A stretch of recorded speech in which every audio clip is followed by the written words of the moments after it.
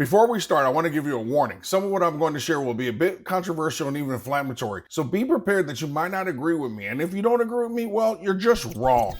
Okay, I had to try to get your attention. I'm not really going to say you're wrong because ultimately you have to do you, be your own investor, and own your own results. What I'm going to do is share what I've learned over the last 20 years of buying and selling gold and silver. For me, it all boils down to these 5 rules of silver stacking that when I've followed, they've made me money, and when I've not followed them, I've always regretted it and it's always cost me money. In fact, one of the impulses behind me starting this channel was the incredible number of people encouraging viewers to break these unwritten but incredibly important rules of silver stacking. Most of their bad advice stemmed from having the experience of buying, but almost no experience in selling. Not to mention most of them don't know how to think or act like an investor. That aside, let's get to these 5 rules, and I want you to know these aren't being shared in any particular order of importance, because you need to follow all 5. But if nothing else, rule number 5 is the most important. Rule number 1, know your reason why you're stacking silver. Notice I said your reason because it changes from person to person.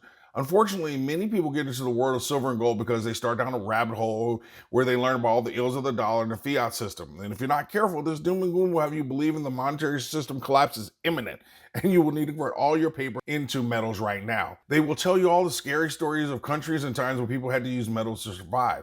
While those examples are factual, it's also a bad misrepresentation. All they're really doing is taking the extreme examples of crises, situations, and trying to present them as the norm of what happens or what could happen right away. For now, it's easy for me to tell you why you shouldn't buy silver. You don't buy silver because you think the world is ending, which means junk silver becomes almost unimportant to buy in any significant amounts. We simply aren't going to be in a world where we're going to be trading mercury dimes for bread. Most of society doesn't even remember that our coins contain silver or even how to recognize it. You don't buy silver because it's going to the moon. It has never gone to the moon over the last 50 years, so why would it do it now? I know there are countless channels that will tell you about industrial uses and silver shortages, but let's not forget that markets work, and the cure for high prices is always high prices. This means things like substitution or silver plating or other technologies will relieve the price pressure or any kind of pressure if there are shortages.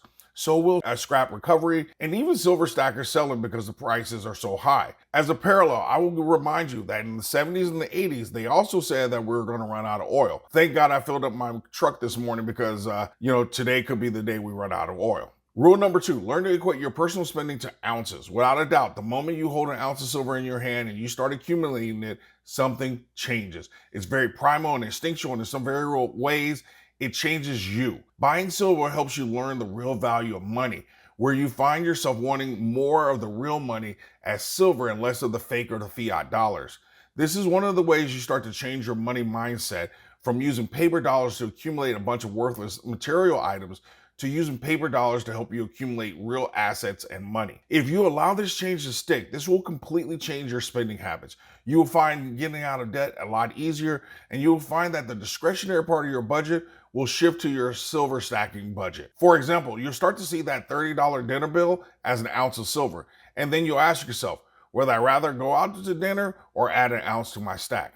When you start doing that, you're on your way to seriously stacking some silver. And this is very important when we get to rule number 5. Rule number 3, the only thing you can control a premium is not price. It's so easy to lose sight of what's important when buying and stacking silver. The price cycles of silver can take a long time to appreciate.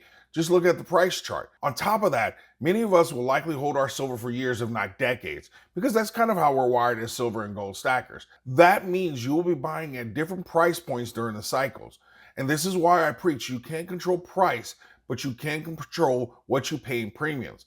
As you've likely experienced over the last 3 years in particular, premiums can vary dramatically, and regardless of what's going on in the market, you almost never get your premium back. There have been a few exceptions, yes, where the market went crazy and you could take advantage of the arbitrage, but in general, you will get around $1 over spot on the high end or 96% of spot on the low end when you sell. Do the math, you just don't get that premium back. That means the money you pay in premiums is the cost of doing business, and you want that cost to be as low as possible because money spent on premiums means fewer dollars going towards adding ounces to your stack. Premiums are dead dollars, not working to increase your wealth over time. So simply buy the cheapest silver you can find. Stacking is not a beauty contest, it's a sumo match, and you want to be the biggest sumo or have the biggest stack. Rule number 4, physical silver will not make you rich. This is hard for some of you to hear, but just look at history. Silver simply does not appreciate in price like the other assets, like stocks, bonds, real estate, or even gold. What it does is it keeps your wealth steady and protects your purchasing power. That doesn't make silver a bad investment, but understand that when compared to gold, it simply underperforms. Let's be honest, if I was going to give you $10,000 in cash, gold, or silver, which would you choose? Forget the hype and the crazy price number promoters throw out there. Forget the nonsense of a 15-to-1 gold to silver ratio. What does it matter if silver spikes to 3,000 ounce and the GSR is 1-to-1 if you're unwilling to sell? Especially because most of us preach in the community that we will never sell our silver. I don't know the future, and I'm not saying those things won't happen, but do you really believe that in your lifetime, silver could reach and stay at a 15-to-1 ratio over time? Or is it more likely that it's going to be what it's always been, a temporary spike in price? The ratio that something is found in the Earth's crust has dink to do with the value and the utility the item brings. Yes, I know silver is super valuable in industry, but that also has a price limit. Just remember this comparison.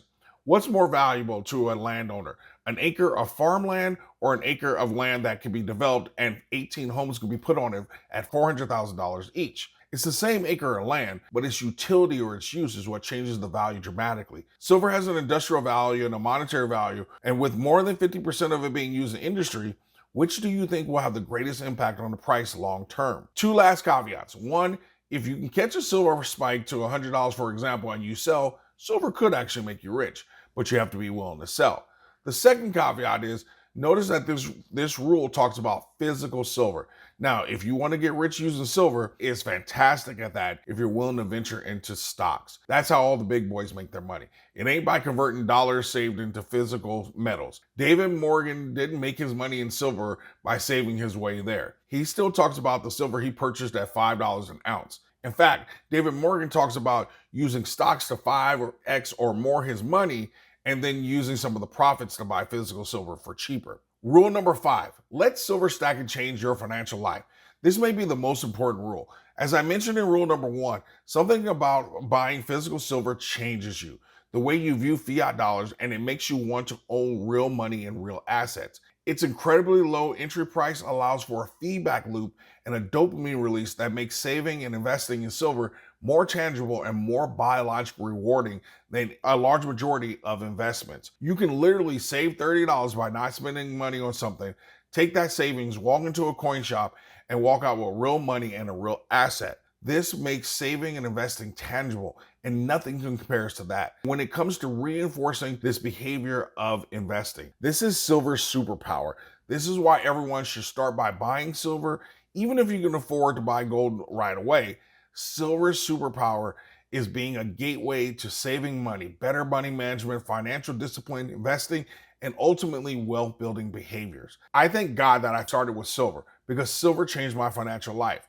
Not because of silver, but because of the foundation silver helped me build. Just like a tool in a handyman's or a handywoman's toolbox, each tool plays a particular role or does a specific task. It doesn't make sense trying to use a screwdriver to hammer a nail. What does make sense is using the tool to do what it's designed for. And when it comes to silver, if you follow these 5 rules, you will be greatly rewarded for using it for what it's designed to do. And when it's done its part, you have to use the other tools in your toolbox to get the job done. In the comments section, share which rule you agree with or disagree with most.